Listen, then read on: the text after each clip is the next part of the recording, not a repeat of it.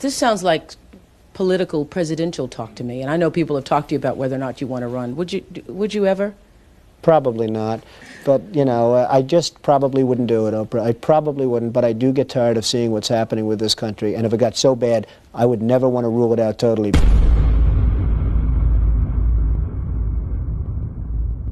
Who are the white hats officially? Okay, this goes back to the Q movement. Kicked off shortly after Kennedy's death, JFK's death in '63, so it's been going for 60 years. The torch has been passed to a new generation of Americans. In your hands, my fellow citizens, more than mine, will rest the final success or failure of our course. For we are opposed around the world by a monolithic and ruthless conspiracy. Now the trumpet summons us again, say, call to bear the burden of a long twilight struggle, a struggle against the common enemies of man, tyranny. Today no war has been declared, and however fierce the struggle may be, it may never be declared in the traditional fashion. In the long history of the world, only a few generations have been granted the role of defending freedom in its hour of maximum danger. All this will not be finished in the first 100 days, nor will it be finished in the first 1,000 days, nor in the life of this administration, nor even perhaps in our lifetime on this planet. But let us begin. We'll light our country and all who serve it, and the glow from that fire can truly light the world. There's a group of military officers who determined that if a president could be assassinated, they're in bad shape. And so slowly they started to build up a team of senior officers who decided that something had to happen. Now at some point, they're looking at options as all military officers do when they're planning. And they don't say right and wrong. When they do a plan, they work out what's workable and what's not. Is this workable? Yes. Is this workable? Yes. Is this workable? Yes. Is this workable? So they're looking at workable options to save the United States. One of the options was a military coup d'etat. Literally, just take it over, clean up the filth, and then hand it back to the people. That was rejected, as was when we were looking at it in Australia before we even knew about white hats. We determined that coup d'etat or a violent uprising would create such a wound that it would never be healed, and that's if it succeeded. And if it didn't succeed, then it would give the black hats every opportunity to do what they wanted to do, because the people just didn't believe it. They don't believe it now. After all that's occurred, the people still don't believe there's something odd going on. And so they decided to penetrate the institutions, the universities, the schools, the media, the unions, business, the politics, the judiciary, the constabulary, the military. That's what they did. They penetrated the lot. And so they grew and grew, and they worked undercover, and some had to go work undercover, and undercover's a dirty business because you do the dirty things with dirty people to prove your bona fides. And it's based largely on Marines and Navy. And there are somewhere between 200 and 300 flag-ranking officers, which is general rank, Marines and Navy, and other services too, but it's strongly based on the Marines and the Navy. And they've been working behind the scenes to penetrate, understand, and then when the time came, begin to undermine the black hats, the deep state. So that's what it is. That's what Q is. We're putting together an army to take on this cultural Marxist and economic Marxist war that had been declared a long time ago. And this last counter-offensive started the year before Trump was elected. With this strategy, we are calling for a great reawakening of America. And when there's 200 or 300 generals and admirals, that doesn't mean 200 or 300 people. Each one of those people controls a large swathe of capability, if that makes sense. We have over 200 generals and admirals supporting us. And so that means you've got large amounts. And so it's taking time to select the right people that are trustworthy, because undercover work is hugely risky.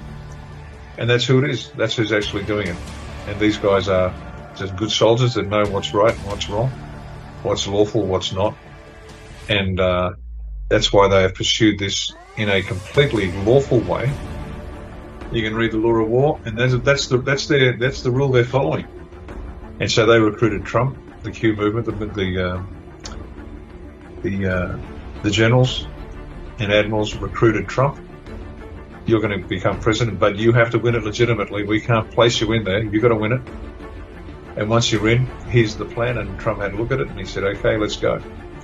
In my former life, I was an insider. Now I'm being punished for leaving the special club. I knew this day would arrive. It's only a question of when. This is not simply another 4-year election. Nobody knows the system better than me. I have seen firsthand how the system is rigged against our citizens. This is a conspiracy against you, the American people. And so it's a delicate game they've been playing. So that's what's been going on. And we can say that because the people don't want to believe it, don't want to believe it, and they never will, and that's fine. And the rest of us know this is the truth. And so I hope that answers your question. It's been a long, slow journey in the process. There are forces at play beyond your comprehension. They have this in hand, but you must still do what's required. You've got to step up when you've got to step up. You're going to do what you're going to do. It is incumbent upon each and every one of you watching this to understand that you must take a leading role. This is a struggle for the survival of our nation. Believe me. And this will be our last chance to save it. Join me in taking back our country. So this is real. Whether you want to believe it or not, not you, but if people want to believe it or not, that's fine. It doesn't really matter. It's moving ahead. And when they say nothing can stop what's coming, nothing can stop what's coming. The forces at play are beyond the Masonic filth's comprehension. What's coming, you'll either survive it or break you in half, and I mean that quite sincerely. So toughen up, princesses out there. I know that this is a challenging time for all Americans. We're enduring a great national trial, and we will prove that we can meet the moment. The biggest problem is from within. It's these sick, radical people. One of the important factors of the pause is that we see how bad they've done. Everybody sees that. It will be much easier for us to do what has to be done. When I get back into the Oval Office, we will totally obliterate the rest of the deep state. We're going into every alpha. We're going to CIA, the FBI, the DNI, the CIA, all of them. And we're going to release every single person that either traffic people or look the other way to traffic people. We're going to put it all out for the American people. All of it. Yeah, they have to understand something. We're going to hit you with a blowtorch, okay? No more games. We're going to hit you with a blowtorch. That blowtorch, we're going to not just deconstruct it, we're going to rip it apart. We're going to take the administrative state and we're going to take the deep state, and those of you we don't take to trial and put in prison, we're going to get rid of the rest of you. We're not just going to change policy, we're going to start by bottom-blowing personnel. And for every person in there today, you've got time enough to come forward as a whistleblower. If you don't come forward by high noon on the 20th of January, you're guilty. We have it all. All of the illicit wealth in the world has been tracked by the National Security Agency for the past 15 years. We have every single one of you by the balls. You cannot survive this. You have one out. The Truth and Reconciliation out is make the deal, motherfucker, or you are going to die. Donald Trump actually plays chess on a 5D level, and you never can anticipate what his next move is going to be. Dan Scavino, who handles his social media, keeps sending hints out to us. We get messages in circuitous ways. Trump's temperament is one of action. It's not, and it is no different than John F. Kennedy's in terms of telling us things, optics, you better believe that he's very much a straight shooter in terms of actions that he's going to take or what he thinks needs to be done. Trump came out at this point announcing his candidacy because he knew and he wanted to test who was going to be against him. They said, oh, he suffered this incredible defeat.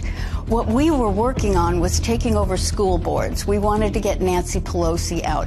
We wanted local councils. Yes, he had 23 out of 235 that didn't. They've made a huge, huge mistake with this one because even though we thought what was going to happen was they were going to go after him for treason or sedition, but they did criminally charge him, but they didn't go to that extreme. As a result, he has due process, so he can subpoena people. You could go to Wikipedia and find Operation Mockingbird, that the CIA has been in there forever. Then Obama repealed the 1948 Smith-Mundt Act, which then permitted propaganda to be in broadcasting. It no longer said that it had to be credible. And so when he came out and said fake news, he warned us at the end of his speech that it is going to be very hard. The establishment, the media, the globalists are all going to come after. They're going to try to intimidate, but he needed to smoke them out. I really want people to understand that they need to go to other sources because the media will not tell you about his successes. They will not tell you about anything that he does positively. Biden is the legitimate president, but he's the legitimate president of what is now the bankrupt U.S. corporation. And that was a treaty in 1871. Well, on September 12, 2018, Trump created an executive order. Within that, he outlined in future elections any kind of foreign or domestic interference, specifically for the 2020 election. So we say, how did he know some of these things were going to happen? Think about Edward Snowden and all the information he had. Think about the fact that our military, our Department of Defense Space Force, if you think that they don't have the actual real results from the election, then you're fooling yourself. You know, I sit on a task force at the Department of Defense, and the thing is, they've got the goods. They've got the goods, and Trump knew that if he presented any of the goods early on, we'd have a civil war. That he really felt that the people needed to see how bad it could get. He didn't try to subvert anything. What he's really done is he's set up the deep state to come out, and that's why we're seeing all these things. They won't tell you about the devolution, that the continuity of government plan that he put in. The reason that his Mar-a-Lago was seized upon was that they really wanted to get the PEDS, the Presidential Emergency Act document, which is only what Trump knows and the military, that he had to put in place. Because before he left, he declared 2 national emergencies. And you know what? Biden hasn't reversed that. Biden has signed on to 3 of his executive orders to continue them going. So we have some very fascinating things that are going to come out. You know, they made fun of him because they assumed he broke protocol and walked in front of the Queen. No, if you go back and look at it, you will see he looked at her. She gave a wave with her hand. He proceeded. She took a couple of steps, he stopped, and he waited for her to join. That was an optic to tell us that he then was going to bankrupt the U.S. corporation, because it was the Vatican, the Crown, and the U.S. that was part since 1871.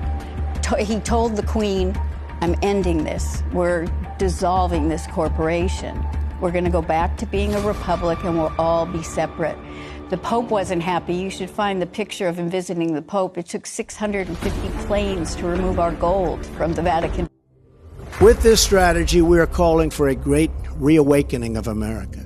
The American populace is facing an unconventional warfare scenario, and this is information warfare. The American people decided to take over the idea of information. They took over the idea of information, and they did it through social media.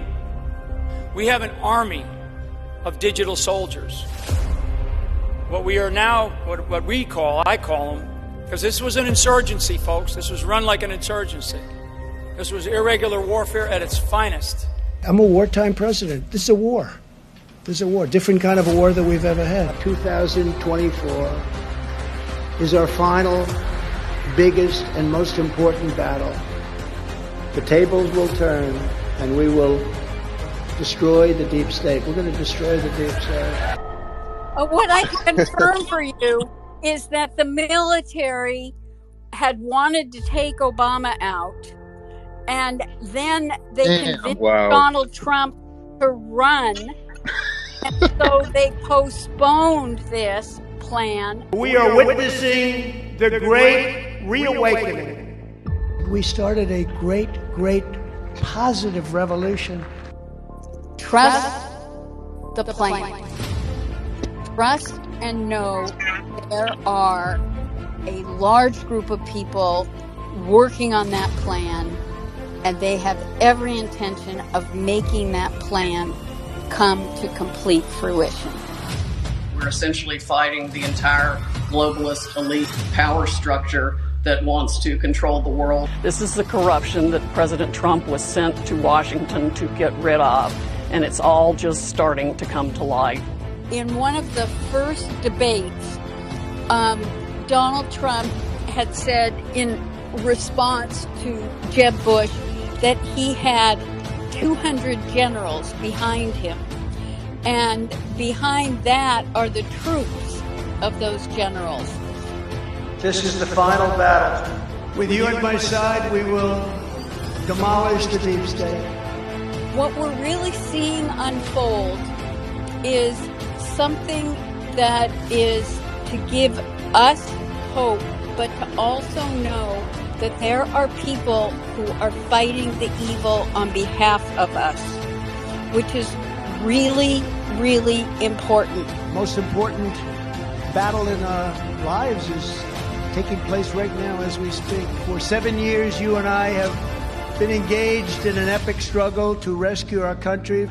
My fellow Americans, for our movement, for our children, and for our beloved country. And I say this, despite all that's happened, the best is yet to come. We're going to complete the mission. We're going to see this battle through to ultimate victory. I'm not on the white hat or the black hat side. I am on the military side. I do get some information because of my security clearance that I only can repeat once I'm given an okay. We operate in silos, so it's only within my task force that we can share a lot of information. If you're president again, will you lock people up? The answer is you have no choice because they're doing it to us. Guantanamo Bay, which by the way, we are keeping open. And we're going to load it up with some bad dudes, believe me. We're going to load it up. I've been told that, and it's the Navy that has the greatest credibility from the legal standpoint. The military is fully aware of the fact that it is going to be difficult to break through to some of the people, and in fact, with the concern to head off a civil war. What happened during our Civil War is we borrowed a lot of money from France. And the City of London, the bankers from England, came to our rescue.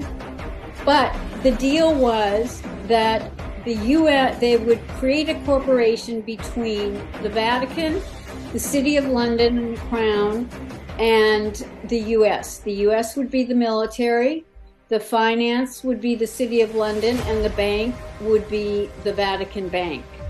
And we were locked into that for 151 years. That meant the bankers were going to be in control of our lives.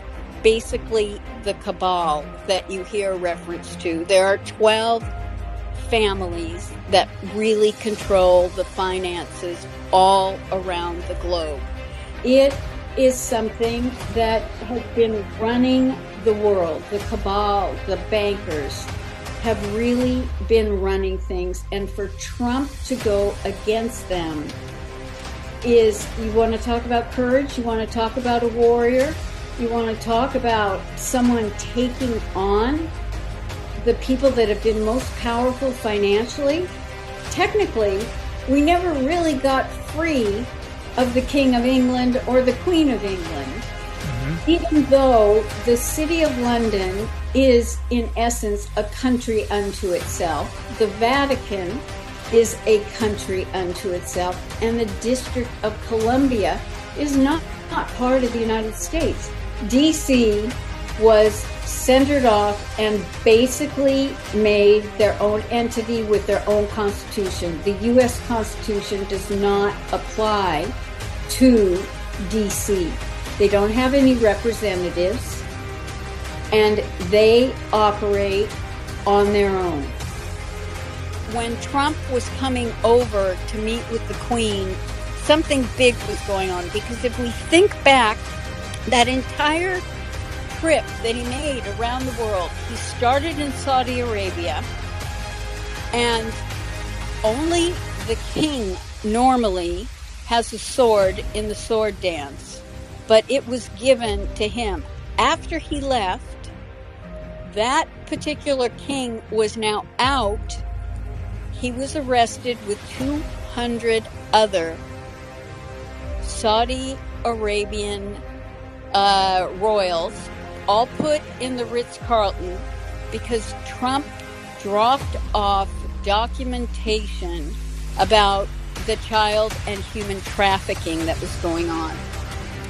Then he made a trip to Israel because he had to let them know and start the Abraham Accord thinking going along.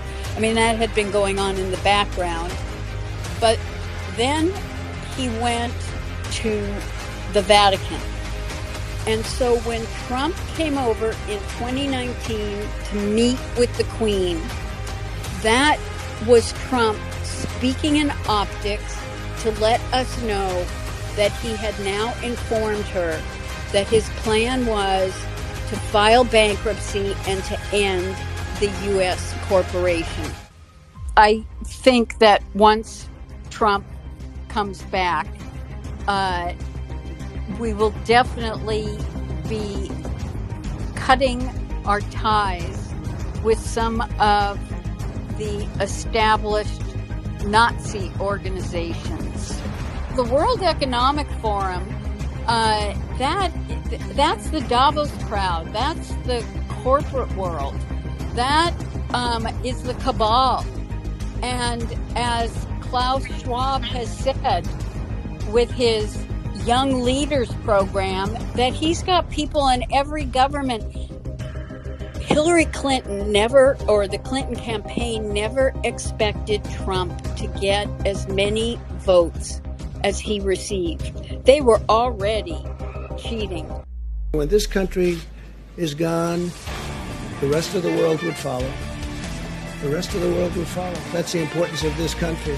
I will shatter the deep state and restore government that is controlled by the people and for the people. Evidently, the Supreme Court separated the federal role of president and separated the commander-in-chief of the military. And because Congress did not respond to several of his executive orders and declaring a national emergency, he turned it over to the military. And one thing is really important to know. There are only about 7 people, and then you've got the generals in the military, but there are only 7 people who are not part of the military that really know what's going on. He transferred all communications from every division of the military to Space Force. Space Force is not about going to the moon or Mars or anything like that. That's right. It is about the cyber communication because, as he has said, he's a wartime president. We're at war. We're not at a kinetic war. Hopefully we won't be. But we are in an informational war. And that is what allowed him to file the national emergencies and turn things over to the military. If anyone listening is skeptical, great. Because if you're skeptical, it means your mind is open enough that you're going to go do your own research and you're going to come to your own conclusions, which will probably be very much in sync with a lot of what you've been hearing. One, get rid of your expectations and the fantasy in your mind of how you think this is going to play out, and pay attention to everything that is happening and just connect the dots. Today, no war has been declared, and however fierce the struggle may be, it may never be declared in the traditional fashion. Today, the Department of Defense has started the process of formalizing what we have long known, the fundamental role of U.S. Special Operations in defense and foreign policy by elevating Special Operations forces to a level on par with military departments. We follow the vision of President John F. Kennedy, who predicted the rise of Special Operations nearly 60 years ago. He foresaw, quote, another type of war, new in its intensity, ancient in its origin, that would require a whole new kind of strategy, a wholly different kind of force, forces which are too unconventional to be called conventional forces, which are growing in number and importance and significance.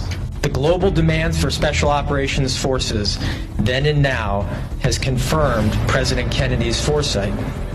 And now, under the leadership of President Trump, we are fully realizing President Kennedy's prescient view of Special Operations forces. This persecution is being done by the same weaponized agencies that for 7 years have been running illegal psychological warfare campaigns against the American people, much as if they were trying to destabilize a foreign country. In the military, I started off my career as an air cavalry officer, flying helicopters, counter-reconnaissance, reconnaissance.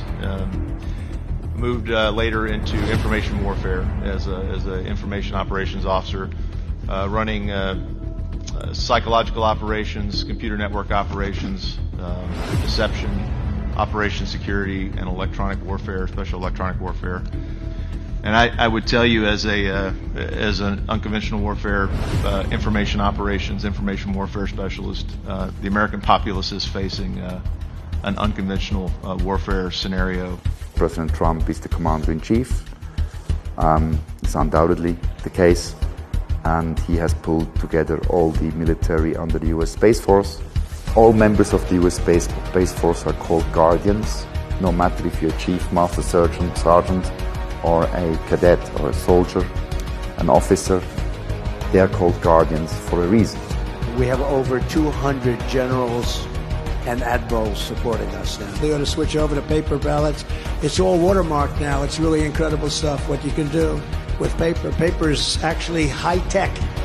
Watermark ballots in over 12 states have been part of a huge Trump and military white hat sting operation. And Biden crime family and ballot fraud co-conspirators, elected officials, bureaucrats, social media censorship mongers, fake stream media reporters, etc., are being arrested and detained for ballot fraud right now and over coming days, and will be living in barges off Gitmo to face military tribunals for sedition. Please allow me to say how proud I am of the almost 25,000 National Guardsmen who have come in from all 50 states and territories to help support the Secret Service and the police departments with a peaceful transition of military power. In my first term, I disrupted all of it. Oh, did I disrupt? That was called major disruption. And in my second term, which we're sort of having now, but I don't want the results. Under the normal rules, I'll be out in 2024. We are now in the phase, in my view, where the War Generals Coalition, this is a coalition of 200 active duty generals are at work, 34 nations. I don't know the list. I just know it's happening. He has put the US into war, active war. The US, United States codes of court martial are in force. Military justice is in force. The Law of War Manual 2015, revised in July 23, is in force, and it is global. In light of the countless sacrifices made by hundreds of thousands of American service members and our enormous progress over nearly 2 decades, we are now bringing these conflicts to their successful and responsible conclusion under the bold leadership of President Trump. Should any malign actors underestimate our resolve or attempt to undermine our efforts, we will not hesitate to restore deterrence and defeat any and all threats. Read between the lines of Putin and President Trump. President Putin gave a football to his colleague in a very good ambiance, by the way. The press was there. And he said, Mr. President, I give you this ball as a gift. The ball is now in your court. For those who didn't understand what that means, that was the signal to the cabal. From now on, President Trump and Commander-in-Chief and Putin, up to now and going forward, with 34 nations, are doing their job to liberate humanity from oppression. I don't know what's going to happen tomorrow, but I know that justice is on the way, and it's beyond my control, or beyond our control. We are not in the military, and we're not supposed to know what happens tomorrow, because the four-star generals at war will certainly not make a press conference, and certainly not disclose what they're doing tomorrow. With this strategy, we are calling for a great reawakening of America. It was hardworking patriots like you who built this country, and it is hardworking patriots like you who are going to save our country. You and I have been in this battle side by side and together, and we've been taking on the entire corrupt system in Washington. We will fight for America like no one has ever fought before. 2024 is our final battle. I call on everybody to apply the light, because we are the guardians of humanity. It's us, our spirit, and our light obliterates the darkness. This is a crusade. This is a holy war against the deep state. In America, we don't worship government, we worship God.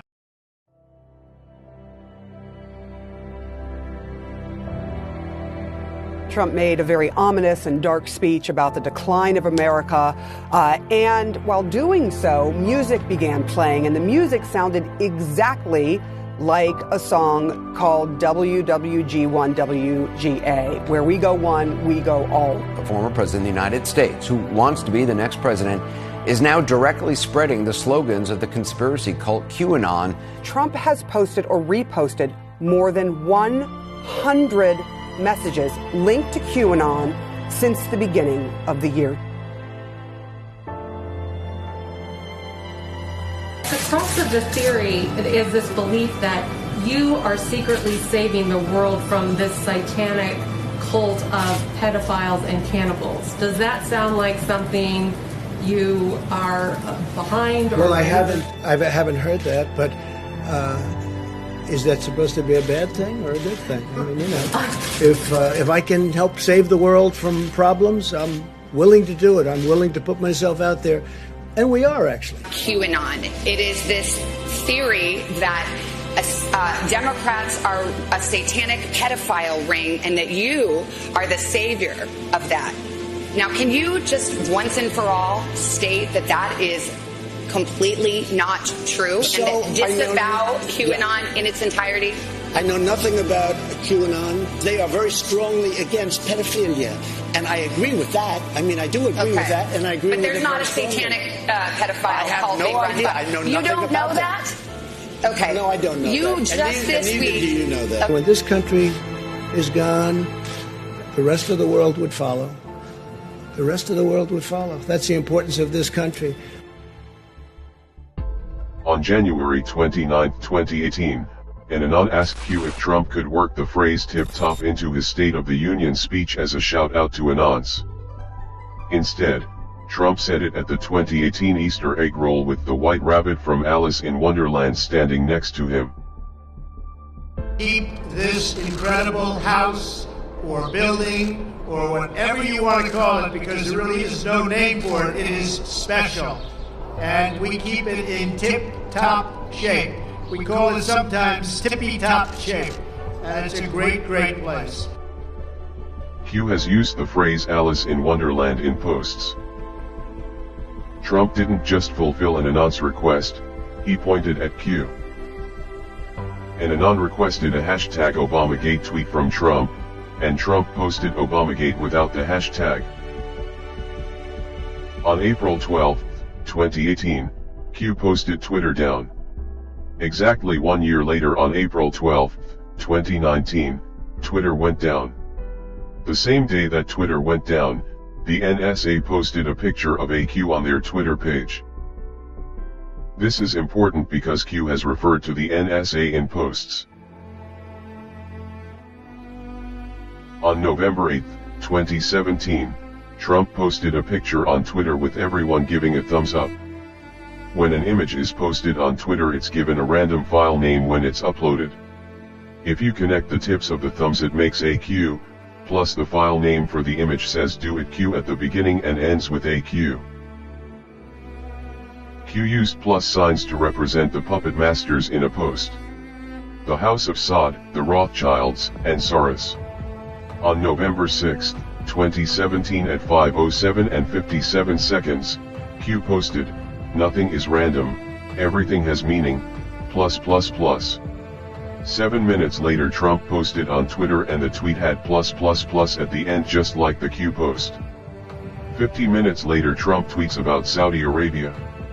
The plus plus plus in the Q post represented the House of Saud. On November 11, 2017, Q said that one side of the triangle had been removed, referring to Saudi Arabia, and that the other sides are falling. In the last few months, the Crown Prince, the now Crown Prince, Mohammed bin Salman, has consolidated power and pushed out several other leading candidates for the Saudi throne. The 32-year-old bin Salman has made public statements about not only fighting terrorism, but also modernizing Saudi Arabia and tackling corruption. And the Trump administration counts him as a valuable ally. Remarkable times in Saudi Arabia, the hugely influential Sunni Muslim kingdom. There's been an unprecedented anti-corruption purge with sweeping arrests of senior politicians and business leaders and members of the royal family. Among those princes, military officers and top officials that were arrested in the last 24 hours, Prince Walid bin Talal. He's one of the world's richest men, a major investor in Citibank, Twitter, and the parent company of Fox News, 21st Century Fox. He's also somebody who has publicly feuded with President Trump, and President Trump has accused him of trying to buy U.S. politicians. These are incredible times in Saudi Arabia. There's never been anything quite like it. And in some ways, it's very exciting. His supporters are saying this is the man who's going to lead us to the future, who's setting the stage for a modern economy, a modern society, and jobs for all the millions of Saudis who are pouring out of schools and universities. Others, though, especially the older guard, are extremely worried. We're particularly pleased to be selling the jewels of Hannah de Rothschild. The jewels that we're selling, which comprise a magnificent pearl and diamond tiara and a bracelet and matching brooch. Billionaire George Soros is handing control of his $25 billion empire to his son, Alex. His son, Alex, is 37 years old. In an interview with the Wall Street Journal over the weekend, he said he's more political than his father And he hinted at a significant financial role for the Soros organization in next year's U.S. elections. Aviation call signs are unique identifiers assigned to aircraft, like a nickname, but the call sign doesn't have to be the same for every flight. In 2018 there were civil and military aircraft spotted flying with the call sign Q, or anon. The United Parcel Service, the U.S. Army, and the U.S. Air Force. There was even a Royal Australian Air Force spotted flying with the call sign anon. On December 7, 2018, Trump jumped on Air Force One to fly to Kansas. When Air Force One was wheels up, the call sign popped up as Q0. The fact that there was a Q in the call sign was big, but the question was, what did the zero mean? After the flight, Q confirmed that Q0 means Q+. That means Trump was flying with the call sign Q+. The reason that's big is because anons think Trump is the person that posted on the Intel board as Q+. Not only does that point to Q, but it points to Trump being Q+.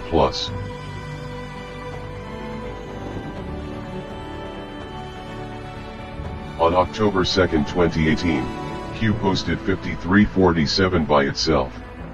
On November 6, 2018, the U.S. Senate election results were 5347. Q called the Senate votes a month in advance. On January 13, 2018, Q posted checkmate, which is a victory in chess. In 2024, Trump posted a hashtag by itself. In chess the hashtag means checkmate. On October 5, 2018, Q posted, "The picture will be the signifier," and dropped the link to an account with the handle, QAnon Baby. They respect us. That's more important. Look at that beautiful baby. Look at that beautiful baby. Wow, what a baby. What a baby. That is a beautiful baby. That's like from an advertisement.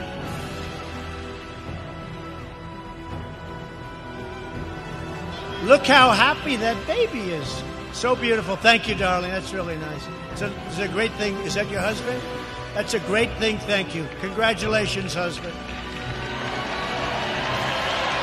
Man. What a picture. But we're going to have the country all set. On July 17, 2019, Trump stopped in the middle of his speech to point out a baby, took a picture with his hands and said, "What a picture." When the camera pulled back, the baby had a big Q on their back. This happened on the 17th day of the month. Q is the 17th letter of the alphabet. On October 10, 2019, Trump posted a video on Twitter. At the 1 minute and 34 second mark, Q baby pops up. If you hold the 1, and add the 3 and 4, you get 17. The GOP hearing on the DOJ's investigation into the Clinton Foundation was set for December 5, 2018.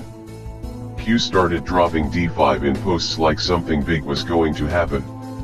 On November 30, 2018, George Bush Sr. died. His funeral date was set for December 5, 2018, and the GOP hearing was cancelled. On December 3, 2018, Q asked what the odds are that the Bush funeral would be on December 5, and pointed us to the empirical rule. Then Q posted, "Postponed, well played Deep State, please allow us to counter." Q's promise to counter had anons wondering if something was going to happen at the funeral. That's when the secret envelopes came into play. Cameras just happened to be in the perfect positions. After 1989, President Bush said, and it's a phrase that I often use myself, that we needed a new world order. Pick the people to run those agencies and the deputies that are pledging allegiance to the new world order and good governance. And then I think you have the Inspector General do some spot audits to make sure that there is real compliance. The burdens of global citizenship continue to bind us together. Partnership and cooperation among nations is not a choice. It is the only way the one way. Things like technological change, things like mass media, things like the market are all subject to our control. Since then, we established a liberal world order, and now is a time when things are shifting. There's going to be a new world order out there. Look, I think that everyone is going to have to take a hard look at where they want to be at this moment in history, as we're looking at efforts across the country to prevent people from being able to exercise their fundamental rights. The chair declares the joint session dissolved. Where's the concern for the United States in that? Well, it's not my concern.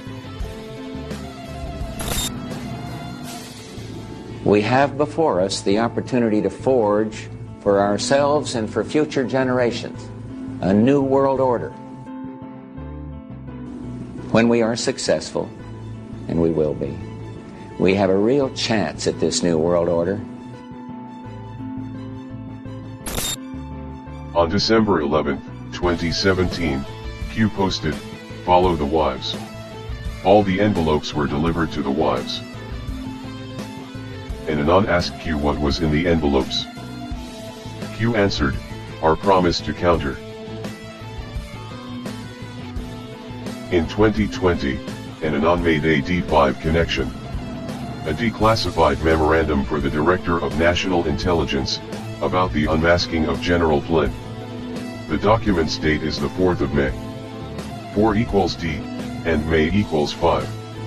Q replied, they thought it meant December 5th. On February 22, 2018, Q posted, "Fight, fight, fight."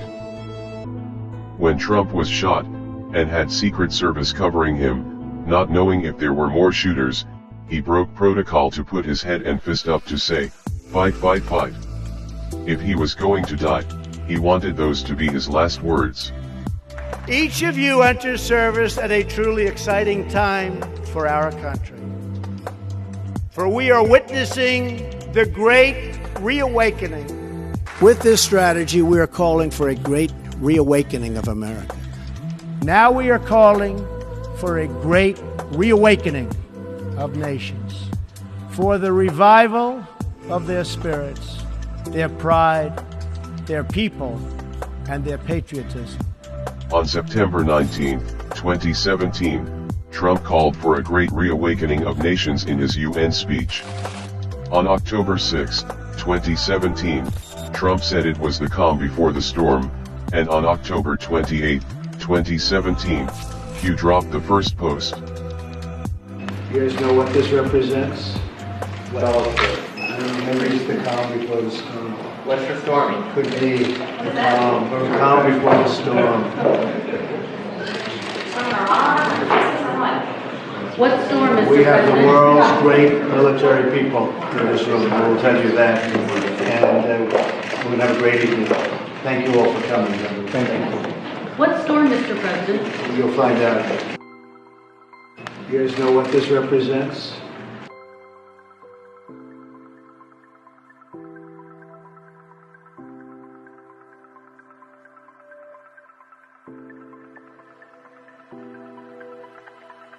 And somebody that's been with me from day one, he's a real general. You know, we have the real generals and we have the fake woke generals that did so poorly in Afghanistan, should have all been fired, but this is a real general, Keith Kellogg. Right, Keith?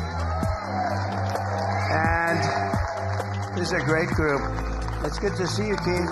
He's been with me from before day one, right? He said, that guy should run.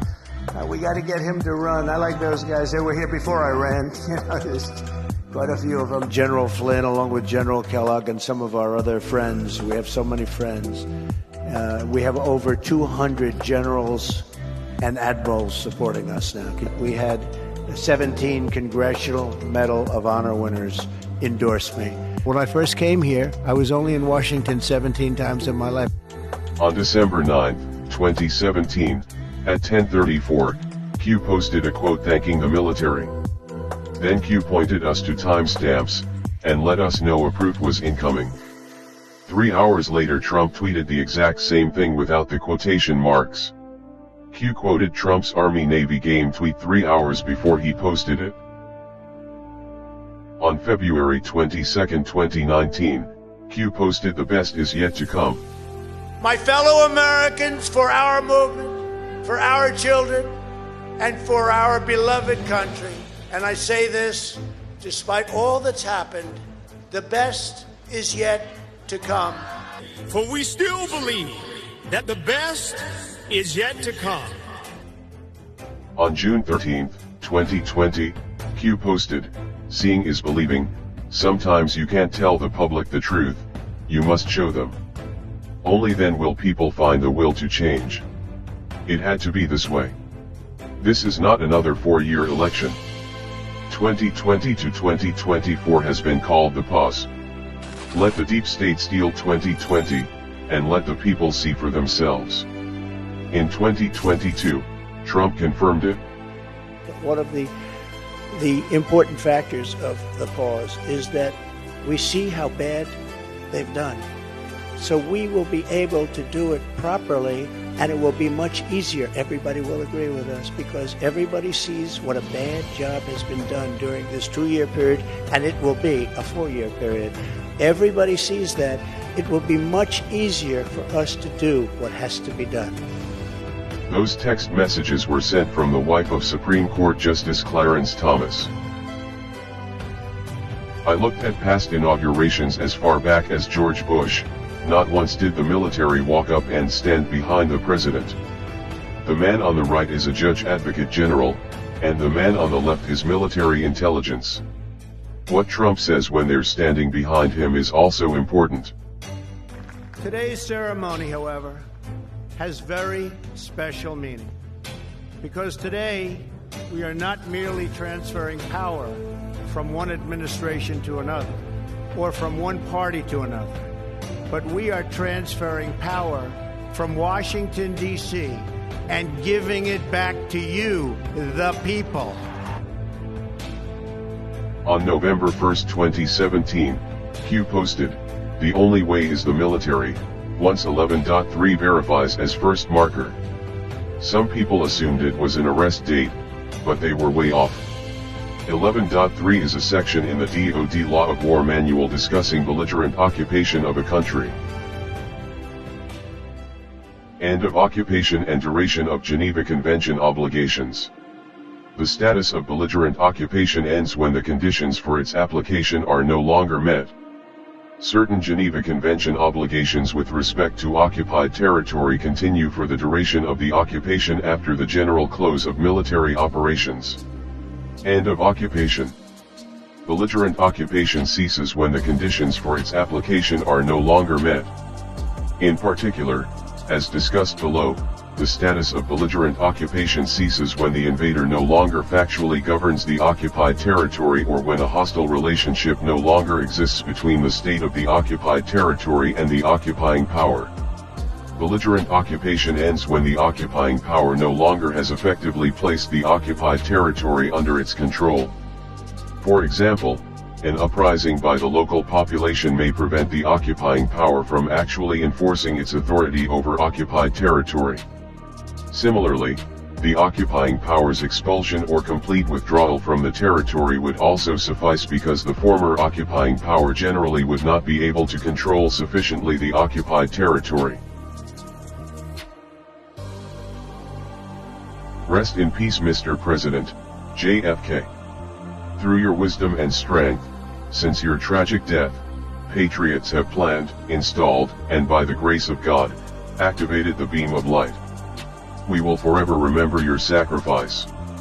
May you look down from above and continue to guide us as we ring the bell of freedom, and destroy those who wish to sacrifice our children, our way of life, and our world.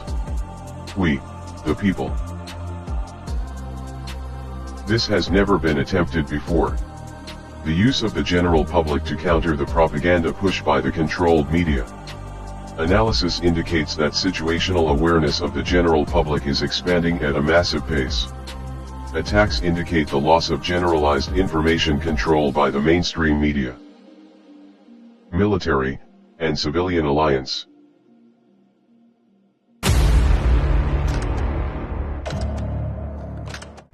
An explanation from a military perspective why the White Hats fought the war the way they did. How do they get away with it and how do they do it? Planning process we go through when we are solving large complex problems, and it's like pulling teeth without anaesthetic. It's not fun. But at the end of that process, what falls out the bottom is a rational, workable plan. We the people have rightly experienced deep frustration and even fury at the apparent inaction by the White Hats. We helplessly watched our businesses and livelihoods being dismantled and our homes and possessions being stolen by unlawful government fiat, our freedoms being trampled under the tyrannical boots of the Black Hats and their truly treasonous political, judicial, military, constabulary and media minions, and our health and even our lives and the lives of our loved ones being decimated by psychopathic and mercenary medical profession.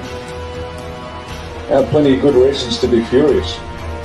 We have seen that perhaps for the first time, the manner in which this war for the world was fought was not only the best way it could be fought, but also, in reality, the only way we could have won. But we must remember that the alternative was the unthinkable, the complete destruction of the human race. We the people should be grateful we survived. We only did so due to the sacrifices of life and limb of the White Hats, and also of the uncounted and uncountable men and women who comprise the digital army, who worked tirelessly and bravely to defeat our collective enemy. This was indeed their greatest hour. We, the world as well as the US, owe the Commander-in-Chief, Donald J. Trump, and the White Hats a debt we will never be able to repay, but one we will always remember. The Black Hats controlled every aspect of life on Earth, everything. The White Hats had nothing. There wasn't a stone on this planet that wasn't under their control. So how do you win against that when the adversary has everything and all you have is the will to survive, to fight? That's all you've got. So you start. You start. In military planning, it's called the center of gravity, and you've got to understand this. The center of gravity. What is the center of gravity? It's 1960. The president's just been shot, and you are starting to put together a plan to understand how to take back the world. Now, this plan was so complex and difficult that they thought they were going to reach it with Ronald Reagan. So add a few years, add a few decades, and they're finally ready. Control the corporations, control the money supply, and then it starts to flow down. But the center of gravity will change as the operation advances.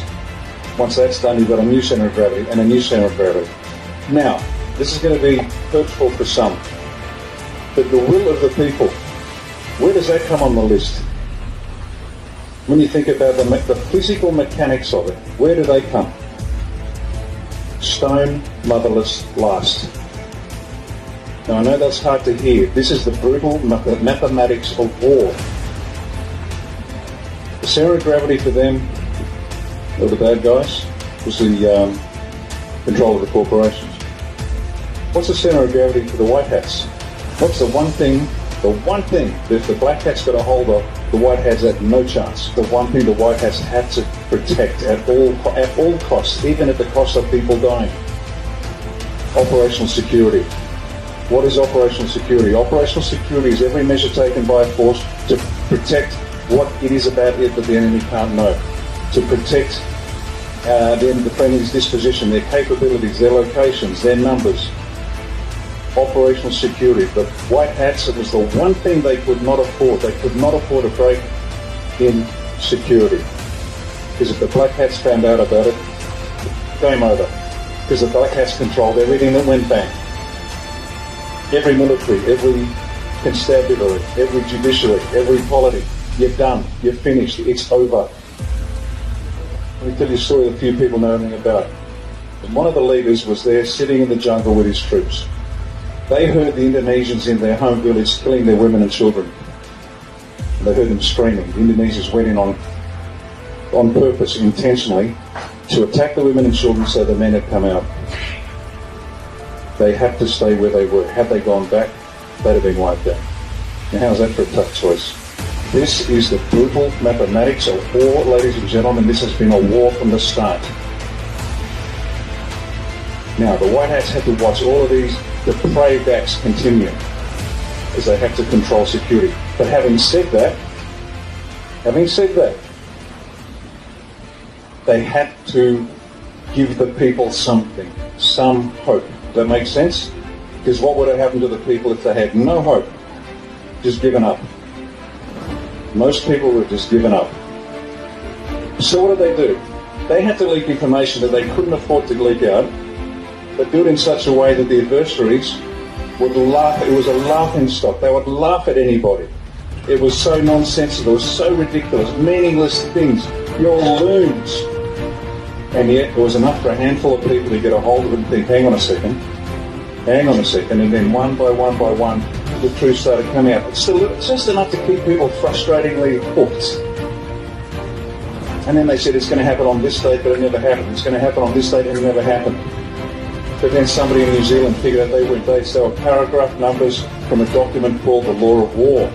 And people went back and went, oh, now I get it. But bit by bit, they fed us breadcrumbs. And anybody that picked up that breadcrumb was ridiculed and lampooned. So they gave us enough, but they had to do it in such a way that nobody would believe it was true, including the Black Hats. And so we, the core, kept the faith. And bit by bit, we grew. OPSEC, Operational Security, was their centre of gravity. They were giving nothing out, regardless of what the Black Hats did to the people. Once again, this is war. This is brutal. Not everyone's built for this. But they did give us a few crumbs in the form of Q. Please, you must understand, and you will, in time, the war was fought the best way it could and the only way we could have won. And if people get angry and they challenge you and say, but these people died, you say, don't blame the White Hats. Why are you blaming the White Hats? Who did the killing? The Black Hats. And by the way, who allowed the situation to arise where the Black Hats were in that position of power? Everybody put your hand up, because I'm responsible. We all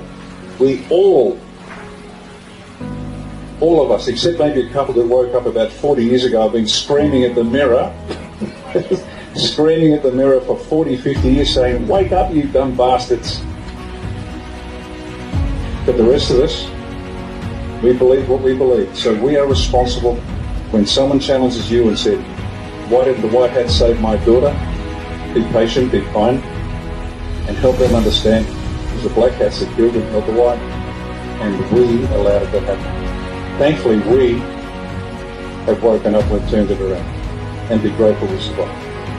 And they are terrified because they have lost, they know it.